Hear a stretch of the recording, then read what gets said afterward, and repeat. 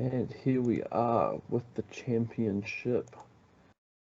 I'll just pull it up and we'll pop in and have a look and see what's going on. So before I actually get into anything, I think I need to address the old what was the trade? Good lord, what was it? First we had the Devontae Adams for Noah Fant and Devin Singletary, which obviously trash, and then we had let me find it.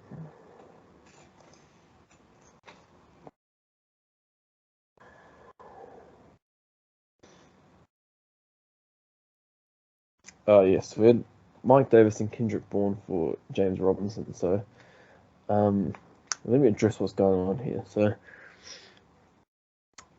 Dale, as you can see, has done this,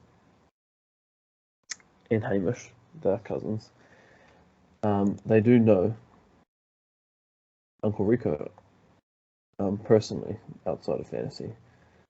Now, Uncle Rico is down here, 3-7. He won the league last year. His team is not bad. He's got Mahomes, Robinson, Monte Adams, and a few other guys. His team is not bad. His defense is really good. For whatever reason, he must feel like he's out of it, and so he did those two crazy trades that no one would ever do, even though he can still make the playoffs. Like, he can still win this division. He's only 3 games back. He's still got a bit of fab to play with. He can still win this division in theory. Now, Nathan obviously doesn't think that, and so he's gone and done these trades that you could kind of justify. Now, I've never vetoed a trade for like 5 years. It's been a very long time. And now, Nathan might be saying that he is making trades to better his team, even though we all know that is not the truth. The reason I've vetoed that, Nathan wasn't in the chat saying that he wanted to do the trades. If he was going to do the trades, he'd be in the chat like, nah, this is a fair trade. I'm all about it. I think this actually betters my team, like Simon has done in the past when he's been absolutely ripped off by Jeremy or anyone else that's done a trade with him. Two, because they know each other, they're definitely close friends, so that doesn't help. And then, so where is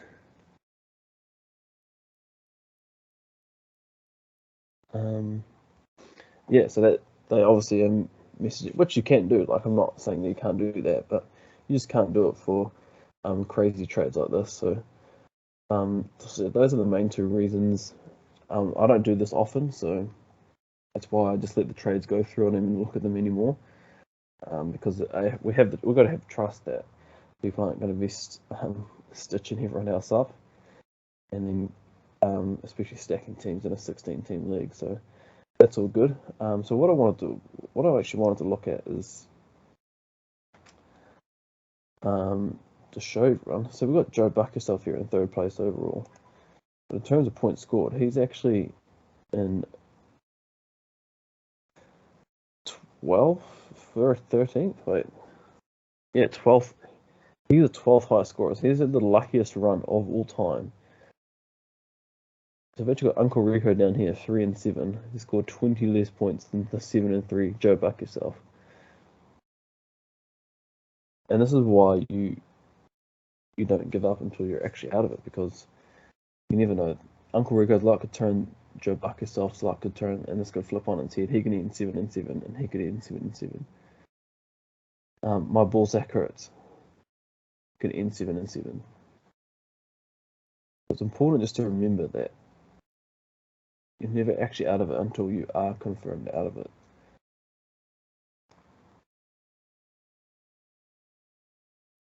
So we'll have a look at this division. So yeah, everyone in this division is in it. 6-4, 6-4, 5-5, 3-7. they're all in it. It's very tight. Must-win games from here on out. I think we've got 5 regular season games left, or 4. I think we might go 14 weeks. Instead of 13 now. So yeah, everyone here is in it. This South Division, only really these two at the top are in it. Notter's cousin has a lost Derrick Henry, but he's got Deonta Foreman in there. Still has a strong team. Mike Williams, Justin Jefferson, Tyreek Hill. He's starting Cam Newton this week. Love to see it. Oh, he's going with the triple Titans on defense. Far out. But yeah, probably going to see Blake come in and take over the lead for this one. Tom Brady's. Oh, what a team. Oh, and he's got Barkley this week. Why do I feel like he acquired Barkley in a trade? And he's got Hopkins. Right, I think there's something else has happened in the trades that I haven't seen. Looks like everyone in this division is in it. In the South, everyone is in it. And same here, except for Kiwi Chan. Kiwi Chan's probably out of it. Actually, he's definitely out of it. If he wins out from here, he'll only be 6 and 8. So Kiwi Chan is out. So Kiwi Chan's actually the only person in the league that is not in playoff contention right now. So we don't have anyone 9 and 1 like in the Premiership. So everyone, only Kiwi Chan is out. You've got 15 people that can still potentially win the league here. So very competitive. We'll have a look at the old transactions.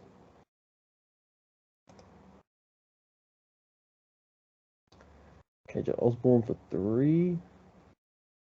Marcus Johnson for 20. Solid max. Wayne Gorman for 28. Jesse Bates for 10. Tua for 25. You got Ingram for 31. Solid. Bit of a waste, but there's no one we're really going to add this late in the season. Off waivers anyway, so. Right, let's have a look at the trades. So we've had that trade get reversed, which is cool. Jarvis Landry for DJ Moore. Interesting. It's definitely a bit of a buy low on DJ Moore. Just because DJ Moore hasn't been getting he's been getting the targets. Still 7 targets.